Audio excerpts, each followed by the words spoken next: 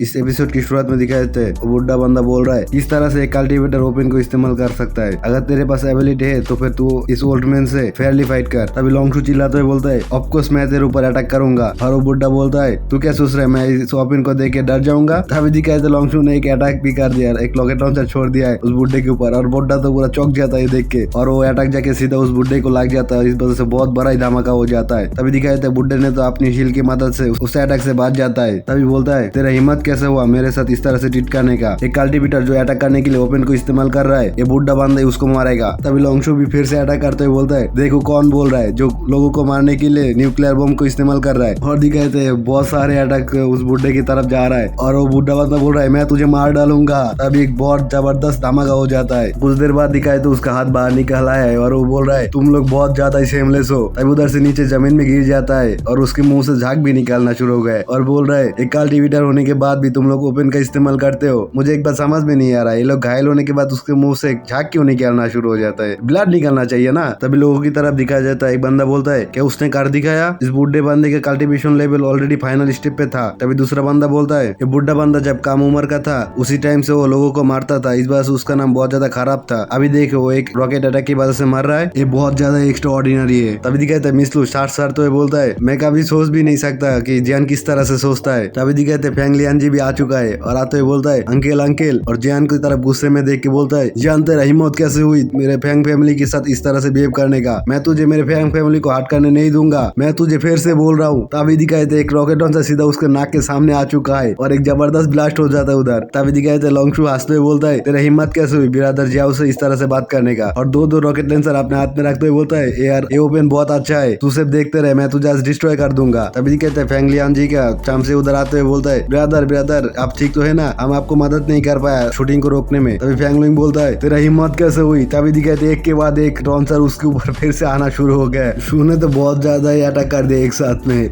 और सारा उसके तरफ भी जा रहा है। तभी धुआं हटने के बाद दिखाए थे सारे बंदा उधर नीचे सोया हुआ है, कोई भी और उठ नहीं पा रहा है। तभी शू बोलता है तुम लोग क्या खुश हो मेरा रॉकेट सर्विस लेके। और फैंग लियान जी उठते हुए बोलता है क्या तुम इसको सर्विस बोलते हो। तभी शू ने फिर से अटैक कर दिया है, उसको सर्विस पसंद नहीं आया था इसलिए फिर से सर्विस दे दिया। फिर शू बोलता है अभी भी इतना बड़ा बात कर रहे हो, मैं तुझे और भी देता हूँ। ये सुनने के बाद तो फैंग लियान जी पूरा शौक हो जाता है और बोलता है मैं और नहीं चाहता, मैं सेटिस्फाइड हूँ तुम्हारा सर्विस लेके, मुझे और नहीं चाहिए, रुक जाओ अभी। तभी दिखाते न्यूक्लियर बम को उधर से 30 सेकंड ही बाकी है। सारे लोग बेरियर पे अटैक कर रहा है और चिल्लाते हुए बोल रहा है फैंग लियान जी जल्दी से हमको बाहर निकालो, हमारा मदद करो। तभी दिखाते अपने एमसीबी रॉकेट लॉन्चर लेके उसके सामने आ चुका है और उसके मुंह के ऊपर एम करते हुए बोलता है मैं तुझे 5 सेकंड देता हूँ, जल्दी से न्यूक्लियर बम को डिफ्यूज कर नहीं तो मैं तुझे उड़ा दूंगा इधर ही। और फैंग लियान जी क्या तो फाट के हाथ में आ चुका है और बोल रहा है काम डाउन, मैं तुमको एक्सप्लेन कर रहा हूँ, एक बार न्यूक्लियर बम को टर्न ऑन करने के बाद टर्न ऑफ करने का कोई तरीका नहीं है। तभी एमसी उसके सर को पैर से नीचे दबोचते हुए बोलता है नॉनसेंस वाली बातें करना बंद कर, जल्दी से इस बैरियर को हटा और लोगों को जाने दे इधर से। मैं से 5 तक गिनूंगा, उसके अंदर तू अगर लोगों को जाने नहीं देगा तो तू मारा जाएगा। उसके बाद काउंटडाउन शुरू कर चुका है 1 2। तभी दिखाता है फैंग लियान जी का तो फाट के फिर से 4 हो चुका है। मैं इस बैरियर को अभी के अभी हटा रहा हूँ, प्लीज रुक जाओ। तभी एक तालिस्मान को पॉकेट से निकालते हुए सीधा उस बैरियर की तरफ भेज देता है। जब भी वो तालिस्मान जाके बैरियर पे लगता है बैरियर टूटना शुरू हो जाता है। तभी दिखाई देता है लोगों की तरफ, लोग बोल रहा है देखो बैरियर अभी से टूटना शुरू हो चुका है, जल्दी से चलो, हमारे पास उतना टाइम नहीं है, जल्दी से चलो। तभी जो लोग नीचे खड़ा हुआ था उड़ नहीं पाता है, वो लोग बोल रहा है हम लोग तो फ्लाई नहीं कर सकते, हमको मदद करो। तभी दिखाते बुल किंग तो अपने स्किल की मदद से लोगों को